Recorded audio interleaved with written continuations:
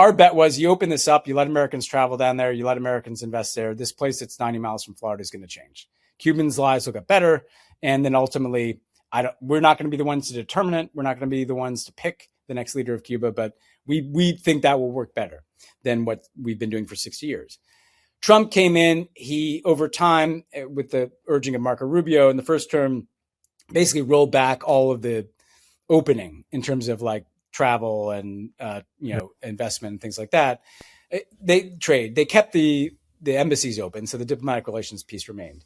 And then over time, they squeezed and squeezed and squeezed. Biden was a chicken shit and was afraid to go back to the Obama policy because he was afraid of Bob Menendez. So we somehow got the Trump policy through Joe Biden's administration, in the same way that Biden was afraid to come back into the JCPOA because he was afraid of Bob Menendez and FDD for criticizing him.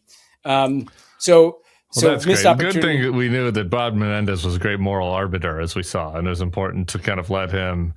Literally, that's what happened. But the point is that now Cubans are suffering more than they ever have, I think, in their history. They have, because in addition to the sanctions, there's now a fuel blockade on Cuba from the Trump administration. You have people dying because of those sanctions. I think Americans don't like to think about that. But the reality is when the power goes off, babies in the NICU and people on ventilators die in hospitals. You've got extreme malnourishment in Cuba. So it's a real dire humanitarian circumstance in Cuba right now.